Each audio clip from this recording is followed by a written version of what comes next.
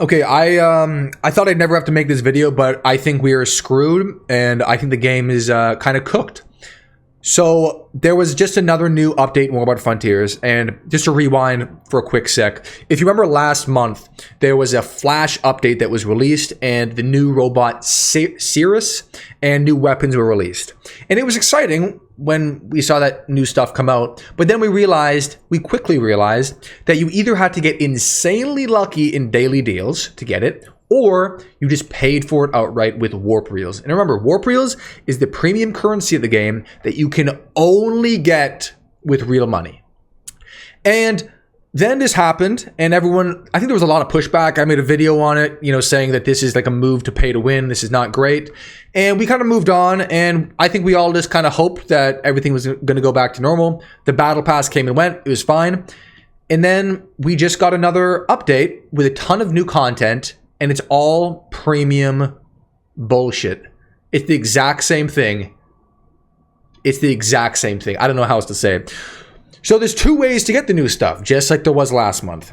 You either have to get insanely lucky in daily deals with a very low drop rate, or you pay for it outright, which is obviously, this is the new pilot, 250 warp reels.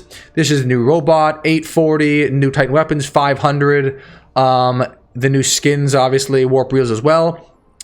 And let me say this now. Don't let anyone fucking gaslight you or try to gaslight you and say, oh no, because you can get it, because it's possible to get the content in daily deals, that makes it free to play. No, that's not how it works. If you've ever played a pay-to-win mobile game or PC console game, you will know very rarely will you click something and it says, you cannot get this unless you pay $100 or screw off. It doesn't say that. They always want to make it seem free to play, so they put it in things like loot boxes or random drop rates. And look, that's exactly what daily deals has become. Sure, daily deals is great when there's high percentage chances of getting like normal items, but the new stuff, I still haven't got a single, I think I burned 70,000 credits trying to get this series bot. I haven't got a single one. 0.1352% chance. Where's the newest robot? 0.63% on the legs, same with the shoulder, and I think this drop rate's going to drop down after the current event, so it's going to go even lower. So don't let anyone tell you, oh no, bro, because you can get it in daily deals, that makes it free to play. No, that's not how it works. And yeah, so that's the start, and we got this update, and I have the same concerns amplified as I did last month. And then I find out some news. So I'll bring this up here. I saw a message on the War About Frontiers official Discord, and it was in threads. And somebody said, I'll zoom in here. And somebody said, this is supposed to be Jen's. They made a post here and said, let me scroll down. Since Jen's departure, we have seen an increase of 200% of release on paying bots and 100 to 150% increase in the release of legendary pilots. And then this person goes on to talk about how the game is going more pay to win. And if you remember when War About Frontiers was released, and I had concerns about the game going pay to win.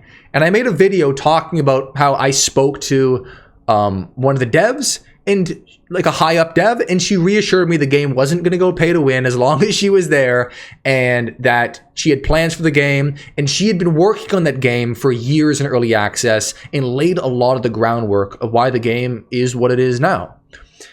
Well, turns out she left the company, aka left, fired, whatever it is, a couple weeks ago, and coincidentally, then we get another one of these BS updates. I think we're fucked. I'm going to be honest. Then one of the official, I don't know if he's part of the dev team or the community manager team, whatever it is, said Jen was leading the WRF team for more than 2 years and has now moved on to her next project.